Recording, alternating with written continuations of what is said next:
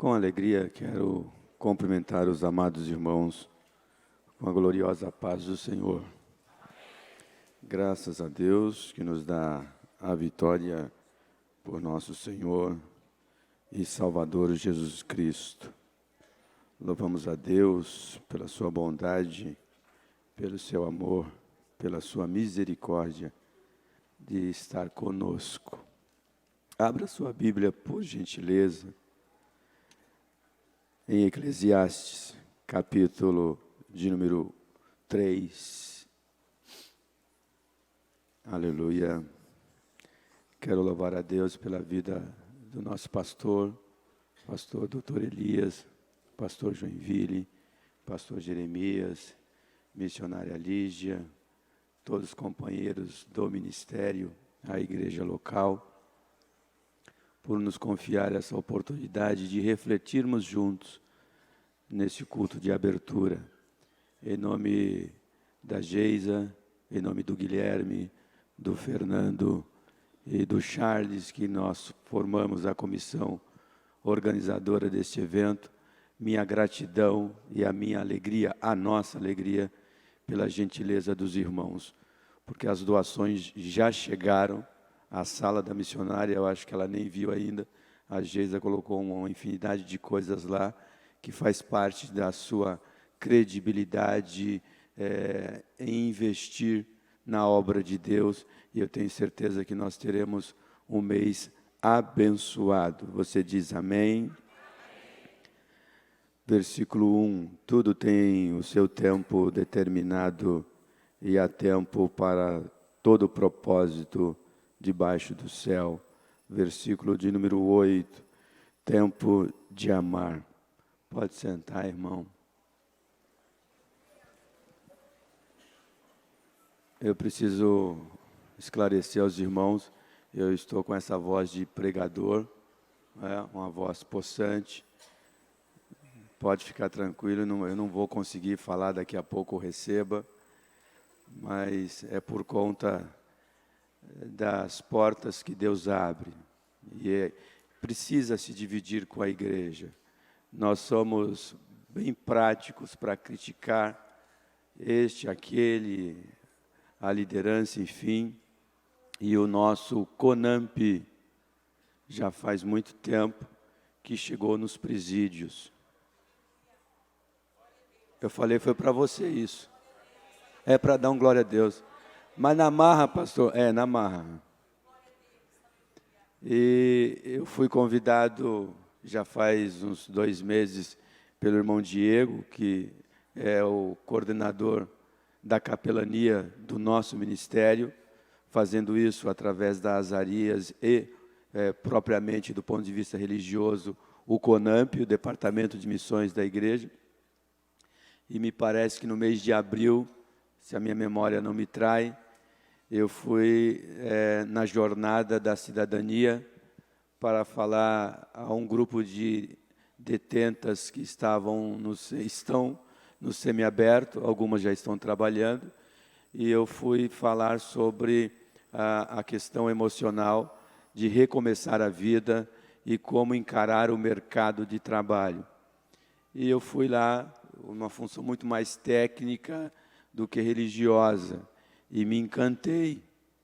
Eu louvei a Deus por tamanha oportunidade de ver mulheres, idade da minha filha, mais nova, mais velha, da minha idade, ali. E eu falei para o Diego, Diego, como é que faz? Ele falou, o quê? Eu quero fazer parte. Ele falou, me dá os seus documentos que eu vou fazer um corre. Você pode até ficar preso. Pois bem, Deus abençoou e aí eu voltei para entrar no raio para pregar. E o que é gostoso lá, irmão, não tem microfone, lá não tem aparelho, não tem ajuda, também não tem disputa. Hoje é meu dia de falar, é só você que fala mesmo. E naquele dia, 7 almas aceitaram Jesus como Salvador. Eu saí de lá chorando. Porque às vezes você pensa que o teu tempo acabou, mas Deus é o nosso Kairós. E ontem nós voltamos também lá, voltamos não lá no feminino, voltamos lá em Guareí, nas 2 penitenciárias, fizemos de manhã e à tarde. E o que foi lindo à tarde, que dentro lá do raio que a gente entrou, tem um pastor lá, e eu preciso dividir isso com você. Lá quando um crente erra, não cobra o crente, cobra o pastor. Por isso que lá dentro ninguém quer ser pastor. Errou, vai cobrar o pastor. Você não está ensinando suas ovelhas, não. E eu e o Diego cultuando ali. E eu olho o doutor Diego, o doutor Davis, como um profissional do direito, mas ontem ele estava um João Batista ali naquele raio, e eu preguei de manhã e preguei à tarde. Então fique tranquilo, eu não tô com Covid, tomei a 5ª dose, é a minha voz que foi embora. Mas o que é gostoso, quando acabou, 3 novos irmãos se reconciliaram com o Senhor. E mais, daqui a pouco nós vamos lá fazer batismo. Deus vai me dar a honra de entrar dentro de um presídio para ministrar um batismo. Você pode dar glória a Deus, irmão? E eu preciso louvar a Deus pelo nosso ministério, pela vida do pastor, pelo CONAMP, por esse trabalho tão lindo. E um irmão que se reconciliou, ele me chamou de canto por alguma razão de segurança, e ele falou no meu ouvido: eu sou desviado, eu quero me reconciliar, eu sou pastor também. Irmão, cair todo mundo cai, cair todo mundo pode cair, agora ficar prostrado é uma escolha, e nós escolhemos ficar de pé, e vamos levar a boa mensagem do Cristo em todos os lugares. São pessoas que não têm expectativa nenhuma, totalmente improvável. Eu vi um homem de mais ou menos, se os meus cálculos matemáticos não me traem, ele tinha uns 2 metros, um negrão, e nós começamos a pregar, e de repente o olho do negrão brilhou, a lágrima caiu, e ele chorava igual criança, e se reconciliou com o Senhor. E eu aprendi a olhar a palavra de Deus a partir da capelania diferente. Quando abre a grade, que nós entramos na gaiola para começar a pregar, os presos, detentos, eles correm como criança para pregar a primeira grade, segurar lá a Duda, e ele fica até o final, ouvindo a palavra. É verdade que muitos podem sair e se perder, mas Jesus veio buscar e salvar tudo aquilo que se havia perdido. E eu acredito num Deus de milagre, aquele Deus que mudou a vida de Jefité, aquele Deus que mudou a história de Jefité, que foi expulso pelos próprios irmãos, mas o Espírito de Deus entrou em Jefité. Então você tem o privilégio, nesse mês de julho, celebrar com a sua família, na noite de hoje, celebrar neste culto, pela família que Deus te deu. E eu registro minha gratidão a Deus pelos 2 filhos que o Senhor nos deu. Sou muito grato pelos filhos que Deus me deu. Sou muito grato pela família que Deus me deu. E em nome da minha esposa, eu quero dizer para minha filha: nós somos seu fã. Você só dá orgulho para a gente. Então, eu e a sua mãe, às vezes à noite a gente gasta horas falando de vocês 2. E você é qualquer coisa linda na nossa vida. Sou seu fã, filha. Amados, esta obra de Salomão, nós temos 3 grandes obras: Cantares, Provérbios, e Eclesiastes. Cantares, Salomão escreve lá nos seus dias de juventude, nos dias de paixão, nos dias de amor. Escuta aí, mocidade, essa é para você, essa é para os adolescentes. As inspirações vêm, não é? No final do culto parece que vai ter algumas guloseimas aí. Por que você não oferece uma dessas guloseimas?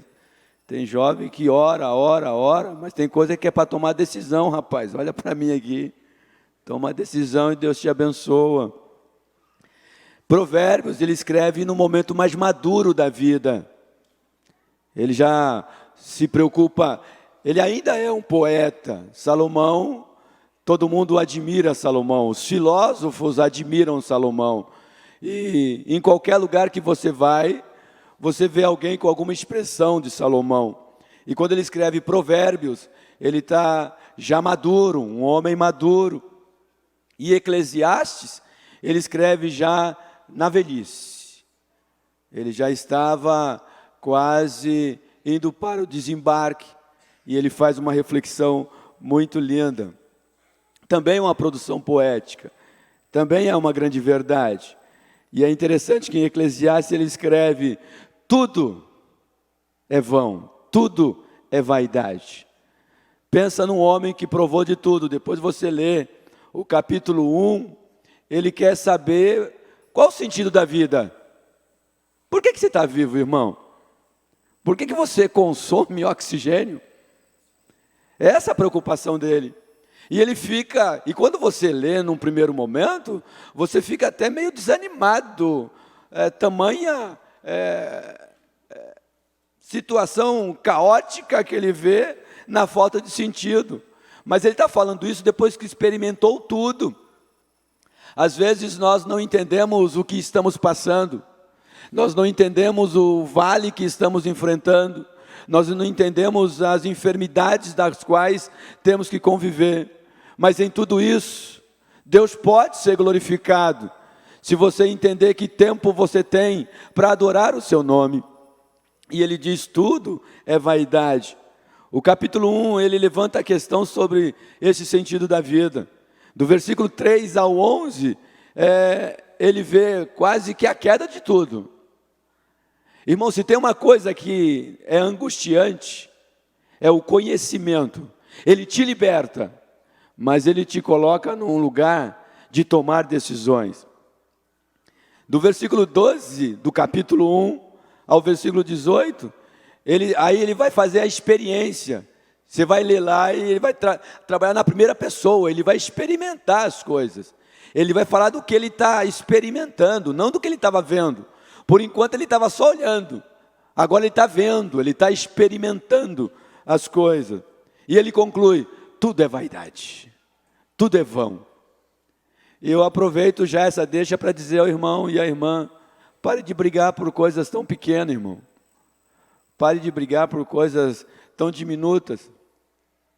Essa semana eu precisei dar uma devolutiva a uma mãe de um adolescente. E interessante que a adolescente disse para a mãe: eu não suporto meu irmão. Eu tenho raiva do meu irmão.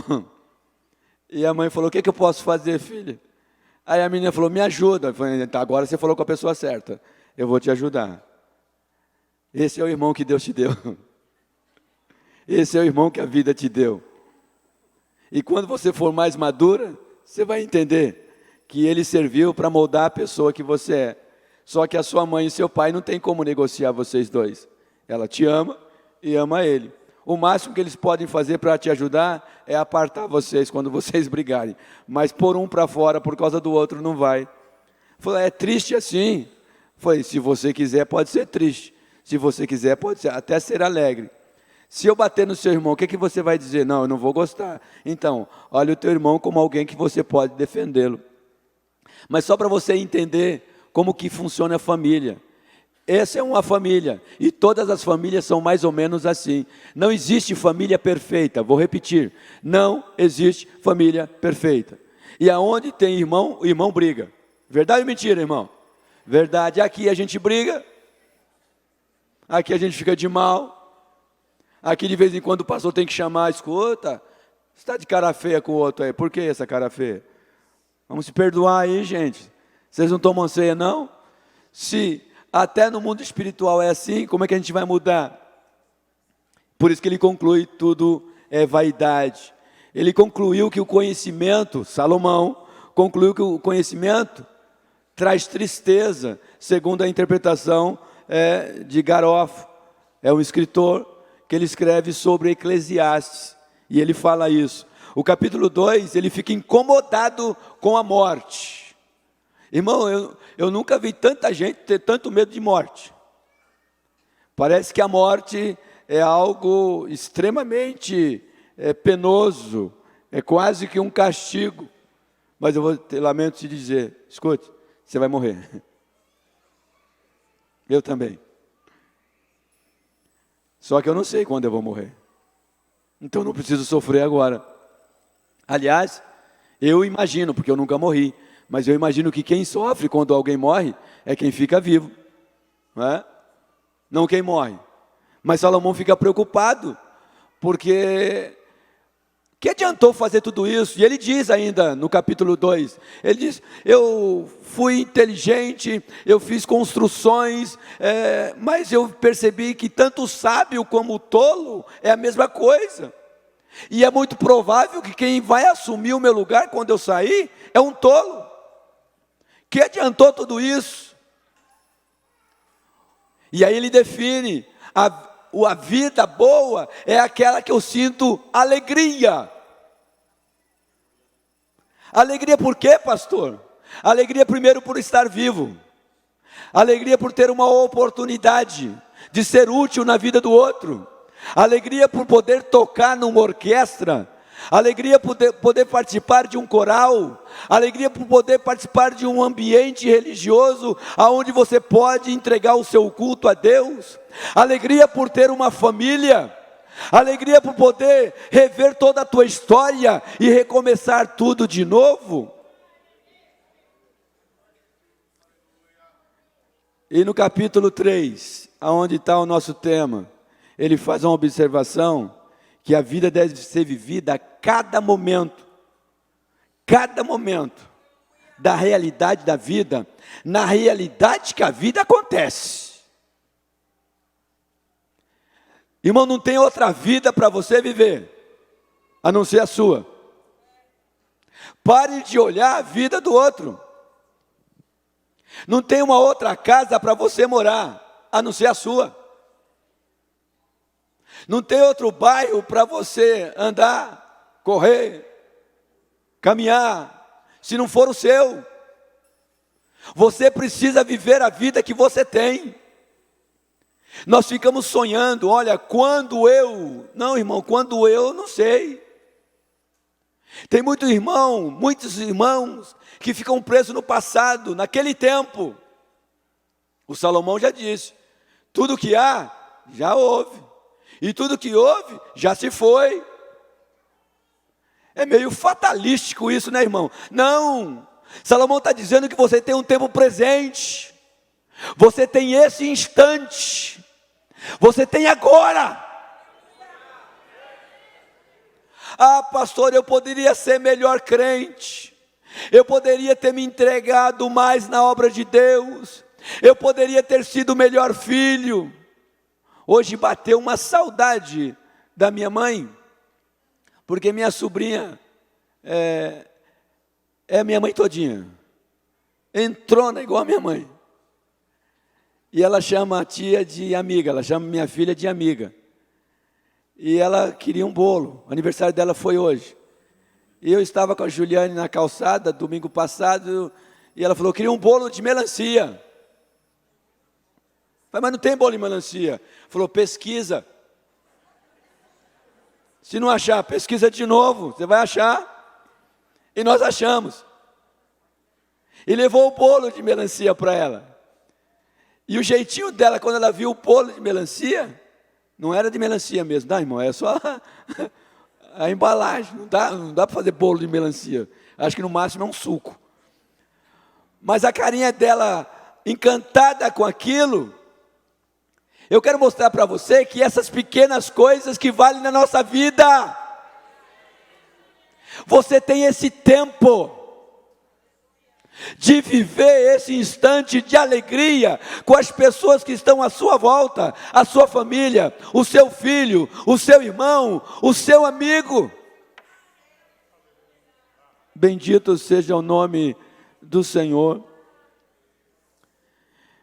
E do versículo 1 ao 8, ele trata exatamente sobre a questão do tempo. E ele diz, há tempo para tudo.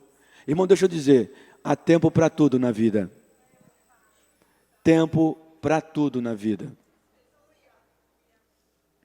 Salomão está fazendo uma síntese da vida no capítulo 3. Uma vez que pela experiência adquirida, ao longo de toda a sua história, de toda a sua vida, quando a rainha de Sabá vai ver, ela fica encantada. E ela ainda diz, olha, não me contaram nem a metade. Ô irmão, como é bom se sentir útil na vida do outro. E Salomão fala sobre o tempo. E deixa eu dizer uma coisa, na vida, a nossa vida, ela é formada de 3 fases. A primeira fase vai de 0 a 24 anos. Atinge esse público aqui, de 0 a 24. E um pouco aqui também. 0 a 24. Não é? Que é onde está formando a cognição. Toda a estrutura emocional está nessa formação. Só aos 24 anos que você deixa de ser adolescente. E tem uns que demoram um pouco mais. E tem uns que passa pela vida e não deixa de ser adolescente. É verdade isso. É científico. A segunda fase da vida vai dos 25 aos 50. É onde você constrói. Eu tenho a impressão que eu vou entristecer algumas pessoas agora. É onde você constrói o seu patrimônio. É onde a possibilidade de ficar rico acontece. Se você tem 50 e é como eu,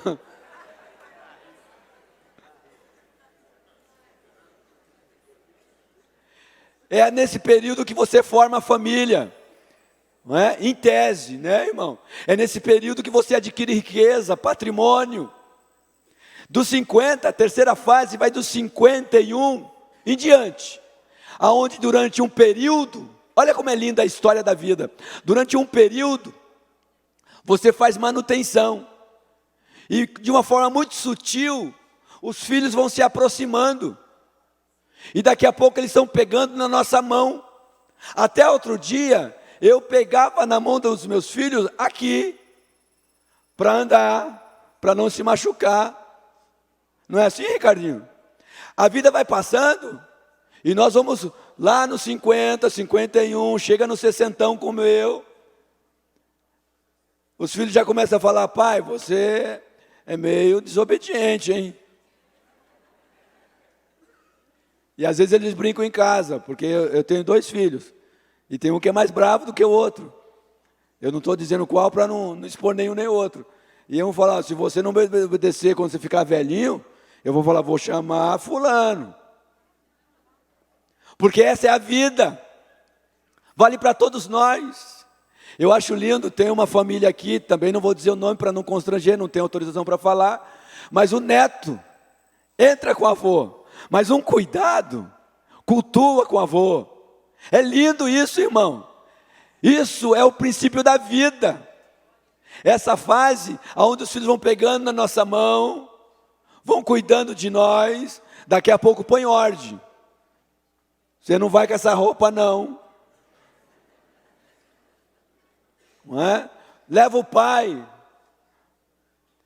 E aí eu faço uma observação importante.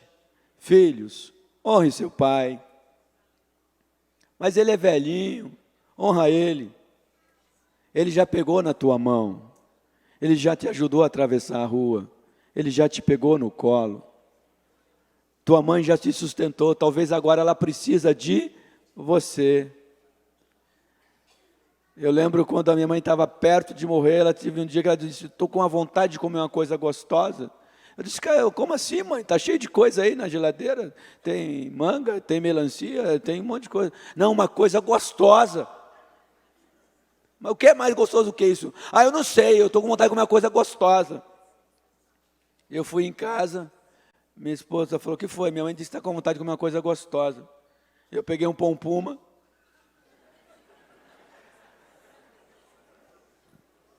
fritei lá um presunto com queijo, coloquei no pão puma, peguei umas bolachinhas do pacote, coloquei, cortei e levei. Ela comeu. Que delícia! Não era comida, ela queria a minha atenção. E isso acontece a partir dos 51 anos de vida. Então é bom a gente cuidar bem dos filhos também, que é investimento, viu? Você gasta muito tempo falando dos defeitos do seu filho. Será que ele só tem defeito? Esse menino só deixa o quarto desarrumado. Tem uns que abrem o chuveiro e sai com o cabelo sequinho. Mas é teu filho, é tua filha. Não desista do teu filho e da tua filha. Ontem um preso disse para mim: lá em Votorantim está presa a minha esposa, está presa a minha mãe, está presa a minha irmã. Aqui está você, seu filho, sua filha, seu neto, está todo mundo. E você ainda fica vendo defeito. Não é que ele é perfeito, ele tem defeito mesmo. Como que você quer que um adolescente, um jovem pense como você, irmão? Às vezes o pastor puxa até minha orelha, porque eu fico pensando igual adolescente.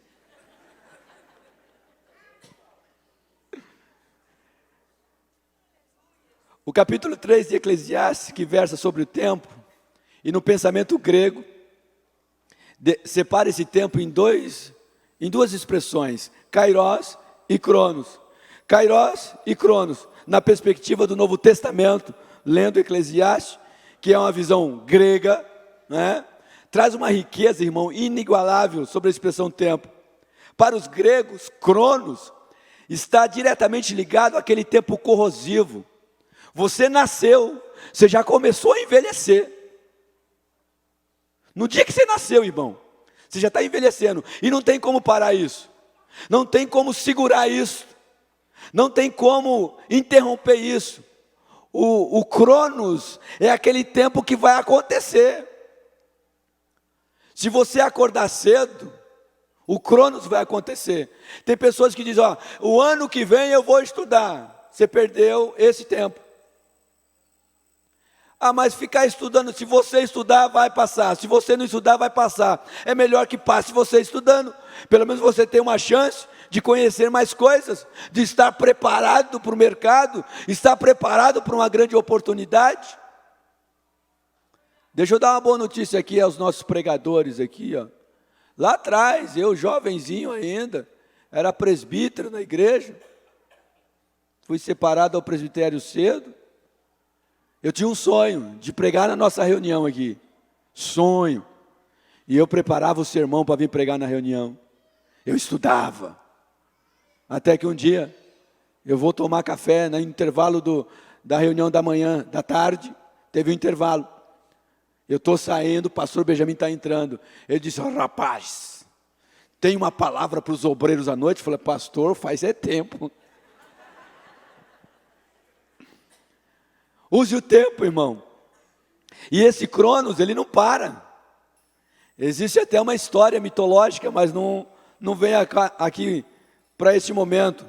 E Cronos deu origem à palavra cronômetro, do relógio, que regula nosso tempo, inclusive o culto. Eu fui informado disso. Você vê que o pastor Jeremias, ele vai com a educação, uma fineza ali naquela cadeira, aí ele cumprimenta a pessoa: escuta, irmão, você tem esse tempo, viu?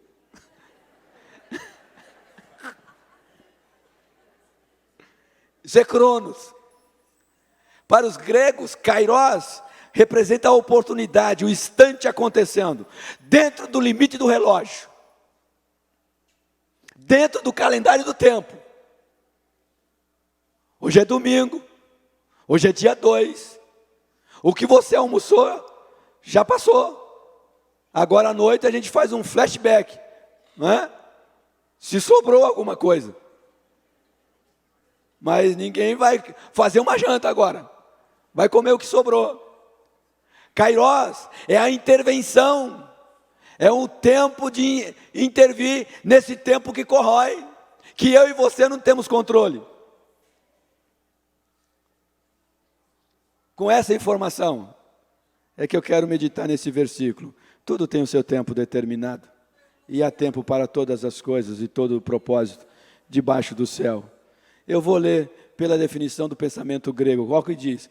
Tudo tem o seu cronos determinado, e há um kairos para todo o propósito existente em todo o cronos,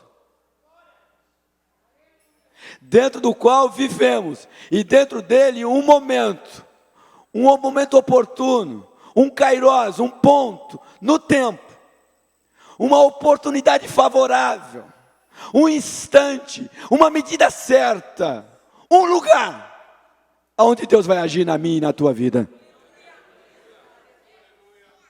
Quando Salomão fala em kairos, ele está dizendo que alguma coisa tornando possível o que é impossível. Eu vou repetir, é alguma coisa tornando possível o que não é possível. Para todo sempre seja glorificado o nome do Senhor.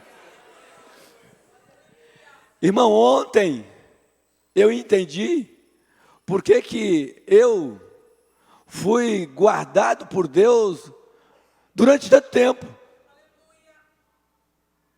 Por que eu não morri numa tentativa de aborto?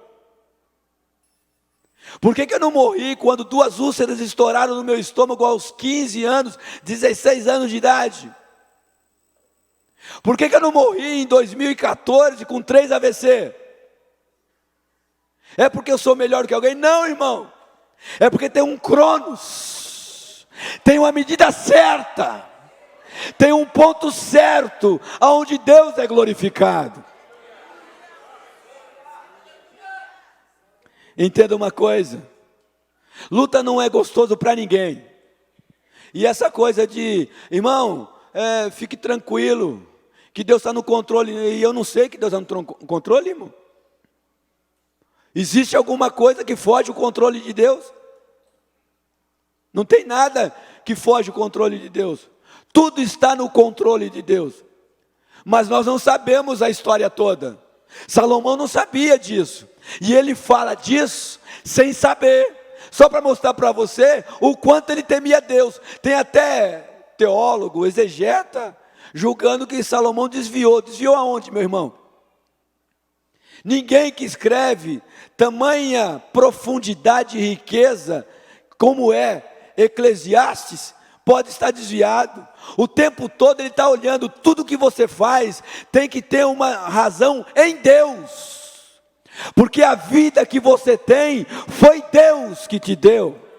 Você está vivo por causa de Deus, você fala porque Deus te permite, você anda porque Deus te permite, você tem uma família, ok, mas Deus constituiu essa família para você, então é tempo de agradecer a Deus. E eu quero acreditar que algo extraordinário irá acontecer na nossa vida,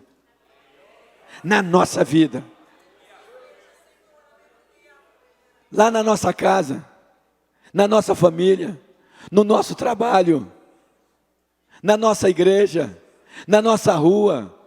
Algo extraordinário vai acontecer, e é além do tempo normal, não depende do nosso esforço, depende da nossa gratidão a Deus. Mas Deus, que está acima de tudo, Ele tem um momento certo, e às vezes a gente não entende, né? Por que Jesus demorou tanto para ir ressuscitar Lázaro? Por quê, né? Hoje é fácil de explicar. Vai explicar para Maria. Vai explicar para o enlutado. É fácil falar da fé de Jó. E tem pessoas que criticam os amigos de Jó. Ainda diz, quem tem amigo como Jó não precisa de inimigo. Pois eu queria amigo só igual de Jó. Porque aquilo são amigos. Sabe o que é uma pessoa sentada do seu lado, pastor Jeremias, 7 dias, e não dá uma palavra, está você sofrendo, fedendo, apodrecendo vivo, e o amigo sentado do lado, não diz nada, os 3 amigos dele, 7 dias do lado dele. Chega uma hora e falou: eu preciso ajudar. Rapaz, você não fez alguma coisa errada? Eles não estavam acusando a Jó, eles não sabiam por que Jó estava sofrendo, mas nem por isso abandonou a Jó. Jó perdeu fama, Jó perdeu a autoridade, Jó perdeu a saúde, Jó perdeu os filhos, mas Jó tinha amigo. E Jesus, Ele é nosso amigo verdadeiro.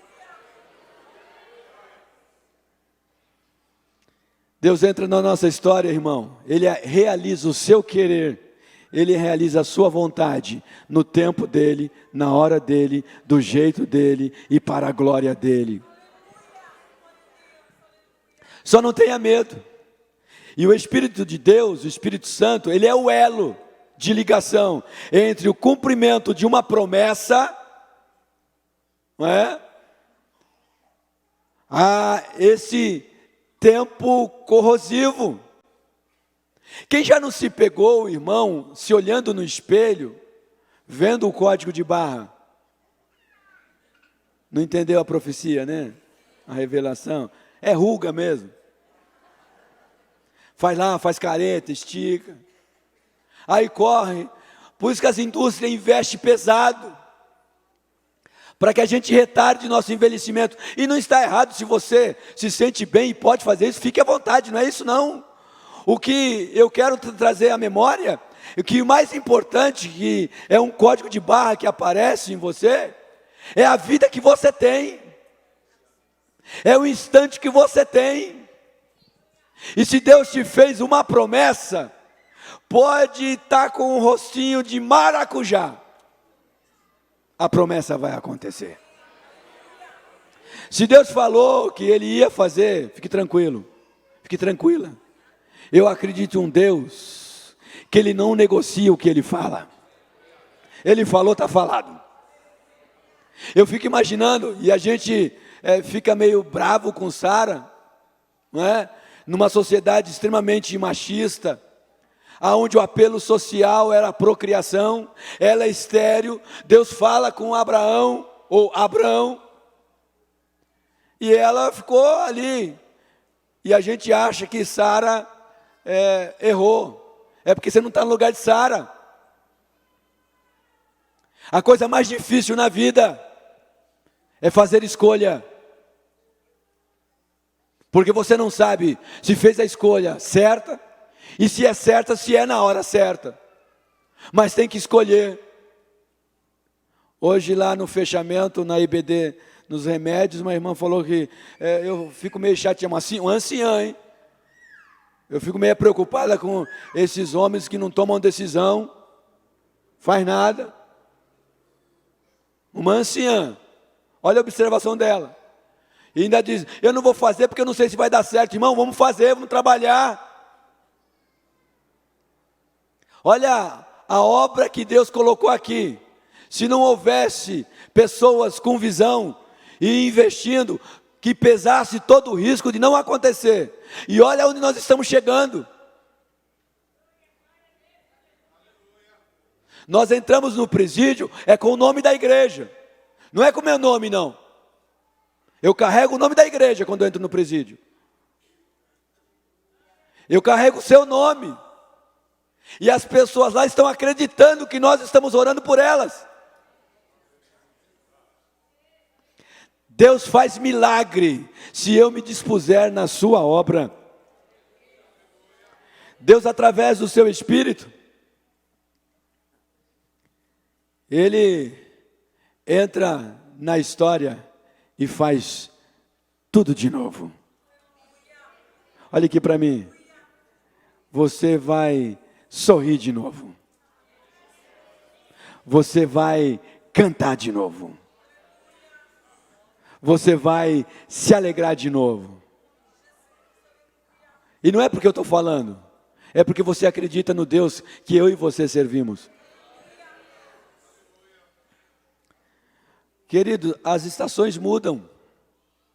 E o pastor disse aqui na leitura oficial sobre as várias estações que está no capítulo 3 de Eclesiastes. Mas as que nós mais conhecemos, primária da nossa vida, primavera, outono, inverno e esse que nós estamos passando agora. Eu não gosto dele.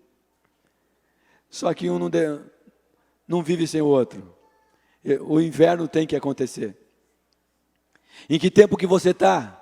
De vida, de inverno, de primavera, de verão. Não dá para viver um em detrimento do outro. O frio me deprime. Eu fico triste no frio. Eu fico bravo no frio. Mas tem que ter frio, irmão. Porque o mundo não gira em torno de mim. E Deus não cuida só de mim. Assim como eu não gosto do frio, eu lembro que quando está mais quente aqui, todo mundo fica dando tchau. E na hora que colocar o ar-condicionado, o pastor vai perder o juízo de novo, porque agora reclama porque não tem. Na hora que instalar, está muito frio. Aí vem os Tobias e falam: escuta, estão higienizando o ar-condicionado. Nós nunca estamos contentes com nada, irmão. Há quem goste mais de uma estação do que de outra. Mas entenda que uma precisa da outra. Gênesis capítulo 8, versículo 22. Enquanto a terra durar, disse Deus, sementeira e cega, frio e calor, e verão e inverno, e dia e noite não cessarão. Esquece, irmão. Essa semana fez um frio aí, eu estava numa reunião com a missionária e a gente concorda que o frio não é gostoso, ela também não gosta de frio. E eu ando no meu celular, eu tenho lá a temperatura de São Paulo, e eu coloco São Paulo, e eu coloco alguns estados do Nordeste. Aí eu fico falando para minha esposa: olha, lá no Nordeste agora está 28 graus, aqui está 11. Mas ela está aqui porque foi Deus que fez. Aceite tudo que vem de Deus.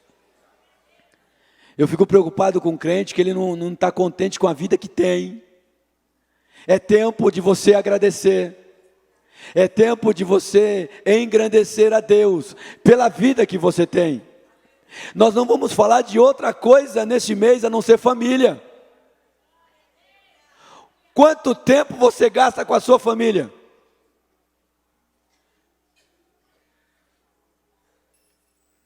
Atenção, pai, você brinca de casinha com as suas filhas? Ou com a sua filha? Que é isso, pastor? Brincar de casinha. Sou um chefe de família, sou um pastor, sou um obreiro. Pois é você que tem que brincar com ela mesmo. Você brinca com seu filho. Saudoso pastor Euclides Bincoleto, ele dizia uma coisa que para mim é uma verdade absoluta, e eu uso ela inclusive quando eu dou palestra. Definição de avô. Avô, grifo. Saudoso pastor Euclides Bincoleto. É o cavalo bravo que o filho amansou para os netos montar.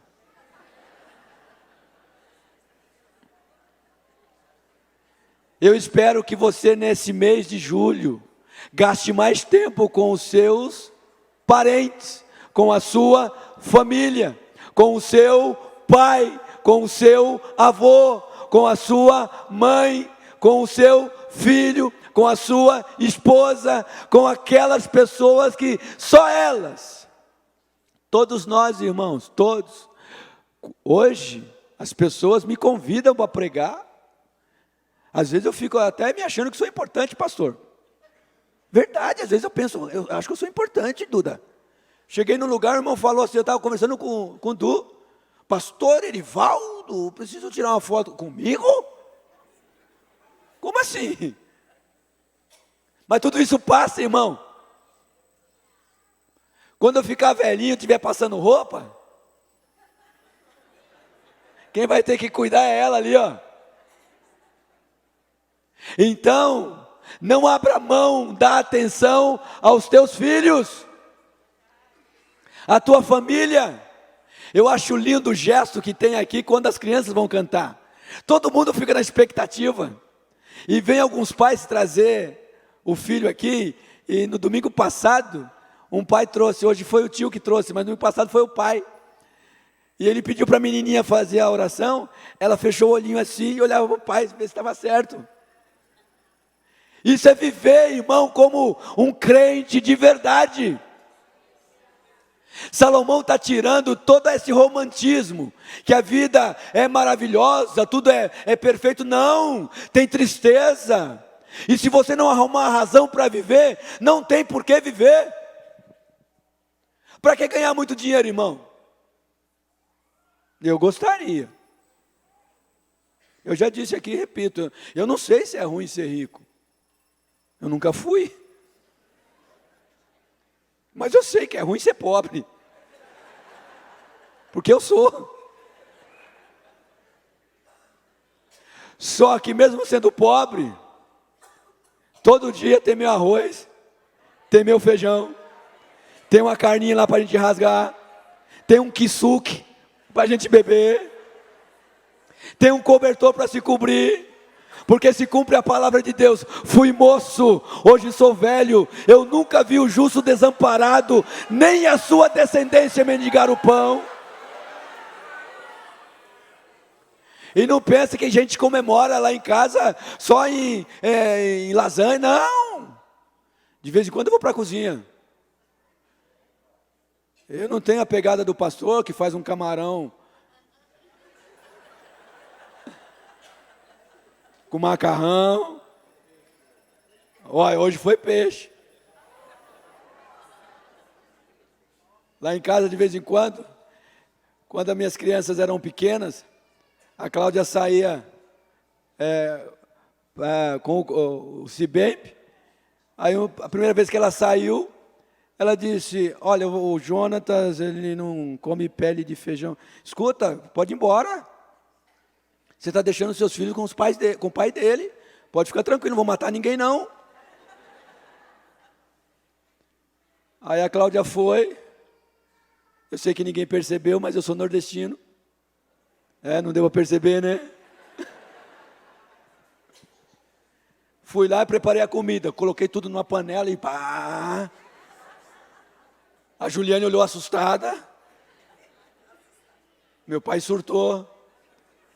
Aí eu pus no prato do Jonatas, ele falou: pai, eu não como feijão. Eu falei: não tem problema, é só não comer. Ele falou: mas tem muito. Eu falei: então tira. Mas não dá para tirar. Eu falei: então come. E hoje, às vezes nós estamos em casa lá, eu falo: eu vou para a cozinha. E outro dia tinha uma moça lá que ajuda a minha esposa, estava lá ajudando, eu cheguei, ela estava com o filho dela. E eu fiz minha comidinha lá, minha receita. Eu sou o Masterchef de casa. Fiz a receita. O menino cresceu, o olho seco. Quer comer um pouco? Falei: quer, vem cá. Pus para ele, ele comeu. Foi para casa: mãe, o esposo da Cláudia fez um negócio gostoso. E tinha isso, e tinha aquilo. Aí a mãe dele foi para o mercado, comprou tudo que ele falou, fez. Não está do mesmo gosto, não está não. O dele é mais gostoso. Aí ela ligou para a Cláudia: ô Cláudia, o que é que seu marido, dá para você falar com o seu marido para ele passar a receita lá daquela comida que ele fez? Dá não. Falou: por quê? Ele não faz de novo.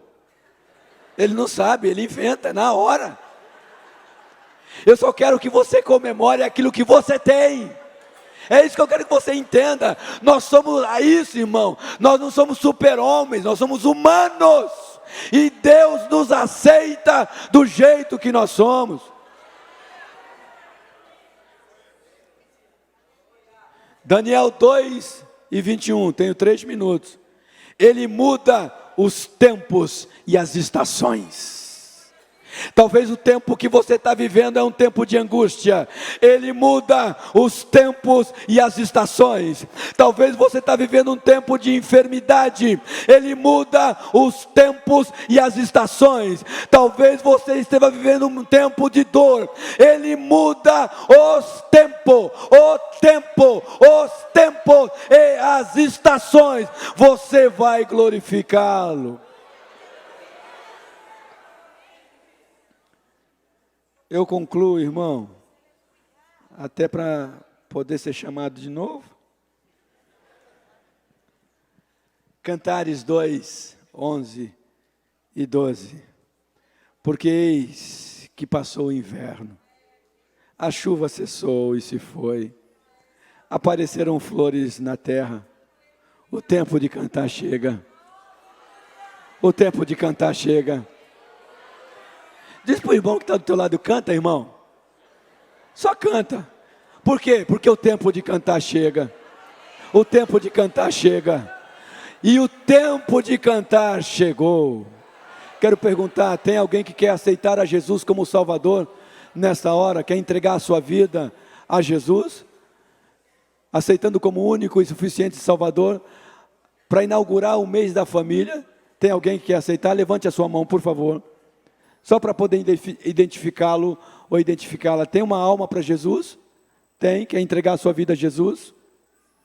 Se tiver na internet, diga eu quero, e a nossa igreja vai orar por você. E se você precisar de oração, tem todo um trabalho da nossa mídia para atender a sua necessidade e estar orando por você. Que Deus em Cristo continue te abençoando, meu irmão. E não perca a oportunidade de glorificar a Deus por esse grande presente que Deus te deu. Diga, qual pastor? A tua família.